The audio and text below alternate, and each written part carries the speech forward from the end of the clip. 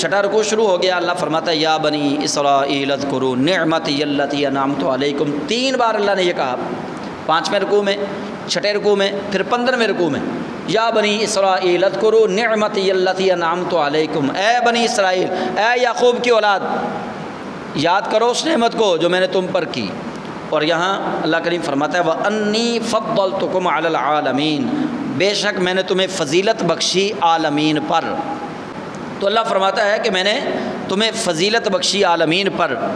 وَاتَّقُوا، اور ڈرو، یومن، اس دن سے، لا تجزی نفس عن نفس شیئا، جس دن کوئی جان کسی دوسری جان کا بدلہ نہیں بنے گی، کسی کے کام نہیں آئے گی، جس دن کوئی جان کسی دوسری جان کے کام نہیں آئے گی۔ ماں باپ چھوڑ جائیں گے، بہن بھائی چھوڑ جائیں گے، سارے رشتہ دار چھوڑ جائیں گے، اولاد چھوڑ جائے گی، کوئی ایک نیکی بھی نہیں دے گا اس دن۔ تو یہاں اللہ کریم جل جلالہ نے واتقوا یومن، یومن کہا یعنی یوم آخرت۔ عقیدہ آخرت جتنا انسان کے دل کے اندر پختہ ہوگا، انسان اتنا ہی زیادہ اللہ سے ڈرے گا۔ عقیدہ آخرت ہے کیا؟ عقیدہ آخرت یہ ہے کہ بالآخر ہمیں اللہ کے حضور ایک دن پیش ہونا ہے، مرنے کے بعد اللہ ہمیں دوبارہ زندہ کرے گا، ہمیں اللہ کے حضور پیش ہونا ہے اور سارے اپنے اعمال کا وہاں جواب دینا ہے۔ اچھے اعمال پہ جزا ملنی ہے، برے اعمال پہ سزا ملنی ہے۔ تو یہ عمل ایسا عمل ہے اللہ سے ڈرنا اور پیش ہونے والا، آخر پیش تو ہونا ہے نا اللہ کی بارگاہ میں۔ یہ سارے ہم دیکھ لیں، اگر کوئی اسٹوڈنٹ ہے اس کو دوسرے دن ٹیچر کے سامنے جانے سے ڈر لگتا ہے، اگر اس نے ہوم ورک نہ کیا ہو، ٹیسٹ تیار نہ کیا ہو، اس کو ٹیچر کے سامنے جانے سے ڈر لگتا ہے، اس کی جان خشک ہو جاتی ہے، اس کی زبان خشک ہوتی ہے، اس کی جان جو ہے وہ کانپ رہی ہوتی ہے کہ پتہ نہیں کیا بنے گا، پتہ نہیں ماریں گے، جرمانہ کریں گے، کیا کریں گے۔ اچھا، اگر کوئی فیکٹری ملازم ہے تو اس کو دیکھ لیں، وہ اپنے مالک کے سامنے پیش ہونے سے ڈرتا ہے۔ تو یہ پیش ہونے سے ایک خوف لاحق ہوتا ہے، اللہ کریم اسی خوف کی طرف اشارہ کر رہا ہے۔ اللہ فرماتا ہے واتقوا یوما لا تجزی نفس عن نفس شیئا، اس دن سے ڈر جاؤ جس دن کوئی جان کسی دوسری جان کے کام نہیں آئے گی، ڈر جاؤ اس دن سے۔ اچھا، یہاں میں چلے اس کو پورا پہلے پڑھ لوں آیت کو۔ ولا یقبل منہا شفاعہ، اور نہ ہی کسی جان سے شفاعت قبول کی جائے گی، کسی جان کی شفاعت بھی قبول نہیں کی جائے گی۔ ولا یؤخذ منہا عدل ولا هم ینصرون، اور نہ کچھ لے کر عدل کا قتل کیا جائے گا، نہ کچھ لے دے کے عدل کو چینج کیا جائے گا، اور نہ ہی اس دن کسی کی مدد کی جائے گی۔ اب یہ 2 آیتیں میں نے پڑھی ہیں، ان دونوں کا ہم تفسیر دیکھتے ہیں۔ پہلی آیت میں چھٹے رکوع کی پہلی آیت میں اللہ نے بنی اسرائیل کو کہا کہ تم پر جو نعمت کی ہے نا، تمہیں عالمین پر فضیلت بخشی ہے، اس کو بھول کیوں گئے، اس کو یاد رکھو۔ اور دوسری آیت میں ساتھ ہی اللہ کریم نے ڈرا دیا، فرمایا واتقوا یوما لا تجزی، قیامت والے دن سے ڈر جاؤ جس دن کوئی جان کسی جان کے کام نہیں آئے گی، اور نہ کسی کی شفاعت قبول کی جائے گی، اور نہ کسی کو رشوت لے کر وہاں پہ چھوڑا جائے گا۔ یہاں تو مولوی سے لے کر سپریم کورٹ کے جج تک، صدر مملکت تک، مطلب جتنے ہمارے لوگ ہیں، مولوی سے شروع کر لیں آپ، یہاں سے ابتدا ہوتی ہے، سارے بک رہے ہیں۔ مولوی پیسوں کے عوض اپنے مسئلے تبدیل کرتا ہے، اور ایس ایچ او تھانے میں بیٹھ کے بک رہا ہے، پٹواری اپنے پٹوار خانے میں بیٹھ کے بک رہا ہے، اے سی اپنے اے سی آفس میں بیٹھ کے بک رہا ہے۔ ہر شخص، مولوی سے شروع کریں آپ، مولویوں سے، پیروں سے شروع کر لیں، ہر سطح پہ کرپشن ہے۔ کوئی ایسا محکمہ آپ کو نظر نہیں آئے گا جس کے اندر کرپشن سرایت نہیں کر چکی۔ اللہ کریم جل جلالہ ہمیں ڈرا رہا ہے کہ تمہارا تعلق خواہ مولویت سے ہو، تمہارا تعلق خواہ مشائخیت سے ہو، تمہارا تعلق زندگی کے کسی بھی شعبے سے کیوں نہ ہو، سفارش قبول کرو، لیکن کس کی؟ جو سفارش قبول کرنے کا اہل ہو۔ آج کل چونکہ لوگ آٹے کی لائنوں میں لگے ہوئے ہیں، سفارش یہ ہے کہ میں نے دیکھا ایک بوڑھی عورت صبح سے آ کے وہاں پہ بیٹھی ہوئی ہے، اور 8 بج گئے، آٹے کی تقسیم شروع ہونے لگی تو بوڑھی عورت بیچاری بیٹھی رہی، بعد میں آنے والوں نے لائن بنائی اور کوئی ایک شخص جا کے آگے لگ کے کھڑا ہو گیا لائن میں، تو میں آٹا تقسیم کرنے والے کے پاس جاتا ہوں، میں کہتا ہوں کہ میں نے خود دیکھا ہے یہ بیچاری بوڑھی عورت 7 بجے سے آ کر یہاں بیٹھی ہے، سب سے پہلے یہ آ کے بیٹھی ہے، یہ حقدار ہے تو مہربانی کرو پہلے اس کو دے دو۔ یہ سفارش جائز ہے، یہ سفارش جائز ہے، یہ سفارش جائز نہیں کہ کوئی بعد میں آئے تو لائن پہلے لگی ہو تو میں کہوں کہ یار یہ میرا رشتہ دار ہے، تعلق والا، بڑا محبت والا ہے تو مہربانی کرو پہلے اس کو آٹا دے دو۔ تو اللہ تعالیٰ یہ فرما رہا ہے کہ وہاں قیامت کے اندر دھونس اور دھاندلی تو نہیں چلے گی نا، اللہ کے حضور کس نے کیا دھاندلی کرنی ہے؟ تو اللہ کریم فرماتا اس دن سے ڈر جاؤ جس دن کسی کی ناجائز سفارش بھی قبول نہیں کی جائے گی اور عدل کا قتل عام نہیں ہوگا، تو تمہیں ڈرنا تو پڑے گا اس دن سے۔ اچھا، یہاں یوم آخرت کا ڈر کیوں دیا جا رہا ہے؟ اگر ہم توجہ کریں، چونکہ پچھلے جمعے میں نے بتایا تھا کہ بنی اسرائیل والی ساری جو برائیاں ہیں وہ ہمارے اندر آ چکی ہیں اور آ رہی ہیں، اور قیامت تک یہ نشانی پوری ہونی ہے کہ بنی اسرائیل والی ساری برائیاں ہمارے اندر جمع ہوں گی۔ جیسا میں نے پچھلے جمعہ وہ حدیث بھی سنائی تھی کہ رسول اللہ علیہ السلام نے فرمایا حتیٰ کہ بنی اسرائیل کے اندر یہ ایک خامی تھی کہ بنی اسرائیل کے لوگ اپنی ماں سے زنا کرتے تھے، فرمایا جب تک یہ میری امت میں نہیں ہوگا قیامت نہیں آئے گی۔ تو حضور کی امت میں یہ واقعات بھی ہونے۔ اچھا، تو اللہ نے ڈرایا کیوں؟ ڈرایا اس لیے رب نے پہلے بتا دیا کہ بنی اسرائیل والوں کو یہ سہولتیں دی تھی، من سلوہ ان کے لیے نازل کیا، عالمین پر فضیلت ان کو دی، انہوں نے کیا کیا؟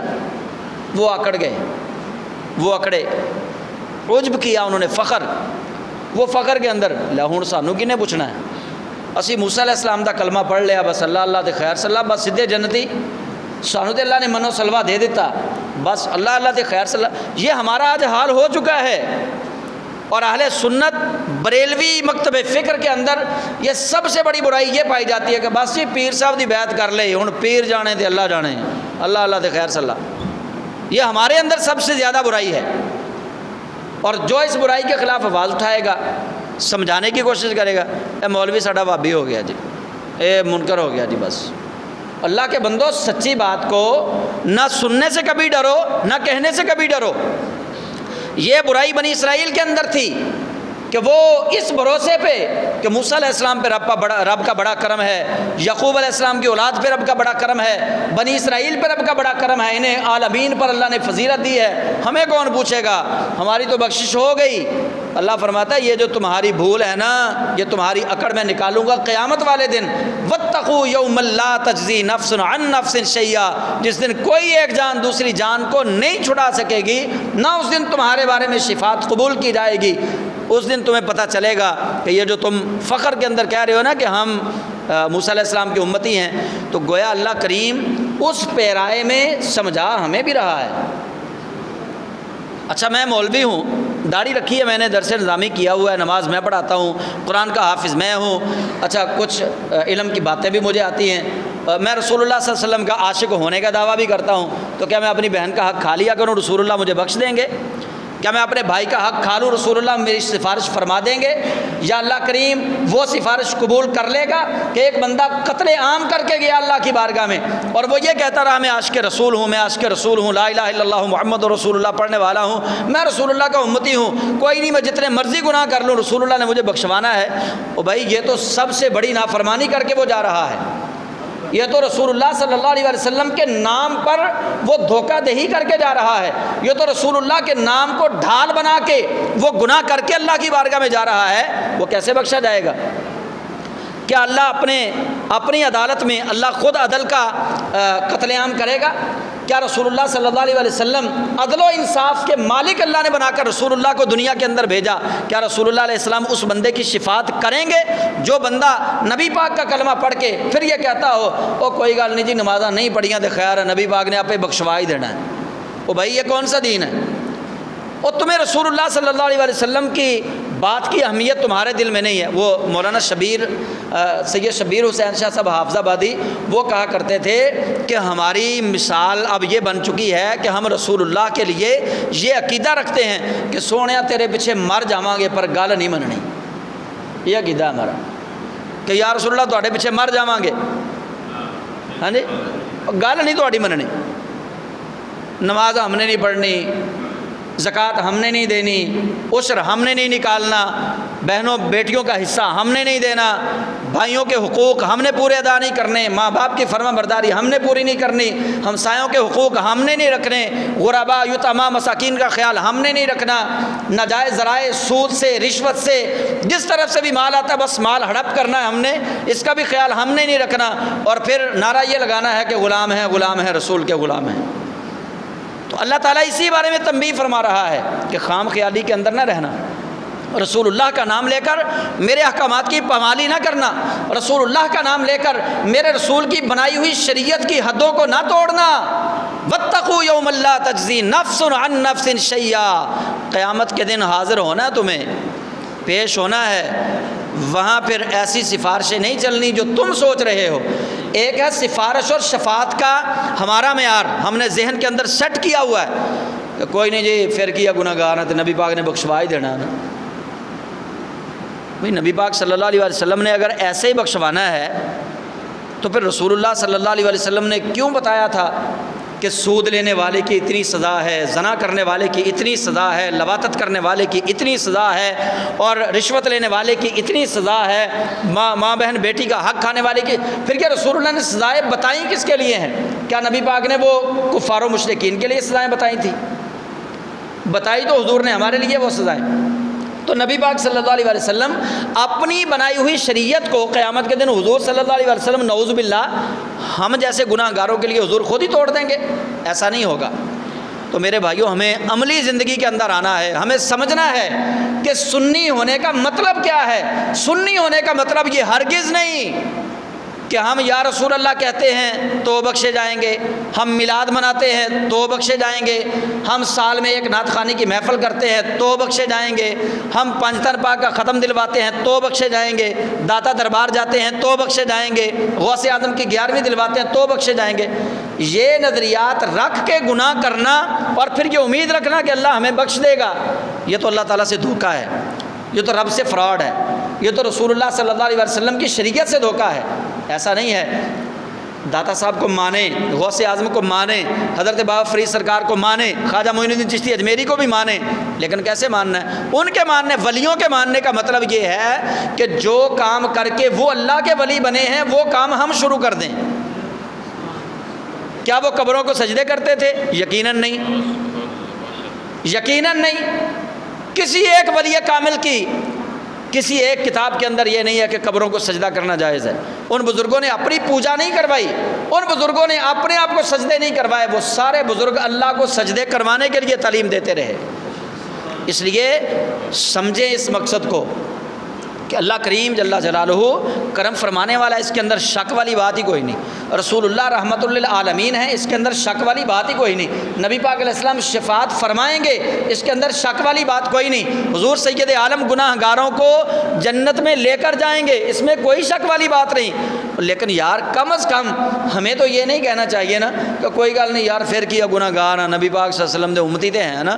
اللہ قرآن پاک میں فرما رہا ہے کہ بنی اسرائیل والوں کی بربادی کا سبب ایک یہ بھی تھا، وہ کہتے تھے کہ کوئی گل نہیں اسی موسیٰ علیہ السلام دے امتی ہیں، اسی بخشے ہی جانا ہے، کوئی گل نہیں، سانو اللہ نے پوری عالمین تے پوری کائنات تے فضیلت دے کے بھیجا ہے، اسی بخشے ہی جانا ہے۔ یہ اللہ فرما رہا ہے کہ یہ برائی بنی اسرائیل میں تھی، اے میرے محبوب کے امتیوں تمہارے اندر وہ برائی نہ آ جائے۔ یہ فخر کر کے گناہ نہیں کرنا کہ ہم رسول اللہ کے امتی ہیں تو کوئی بات نہیں بخشے جائیں گے، بلکہ کوشش یہ کرو، گناہ ہوتے ہیں، انسان سے گناہ سرزد ہوتے ہیں، پرفیکٹ صرف اللہ کی ذات ہے، اور اللہ کے نبیوں کو اللہ نے خود معصوم بنایا، فرشتوں کو معصوم بنایا، اور صحابہ اور اہل بیت کو اللہ کریم نے محفوظ رکھا ہر قسم کی نجاست سے۔ لیکن گناہ تو سرزد ہو سکتے ہیں نا، لیکن رحمت کی آڑ دے کے گناہ نہیں کرنا، رحمت کی آڑ دے کے گناہ نہیں کرنا، بس کہ کوئی گل نہیں بخشے جاواں گے، ایک کوئی گل نہیں، یہ دماغ سے نکال دیں۔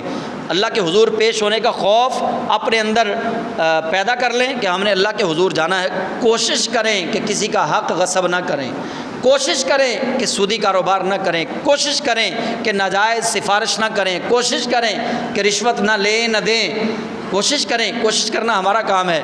اور جب بندہ مجبور ہو کے کوئی گناہ کرتا ہے نا، وہ دل کے ہاتھوں، نفس کے ہاتھوں مجبور ہو گیا، یا کسی بندے کے ہاتھوں مجبور ہو گیا، یا بلیک میل ہو کے کسی نے گناہ کیا، یا کسی نے جان کے خطرے کے پیش نظر گناہ کیا، ایسے گناہ معاف ہو جائیں گے۔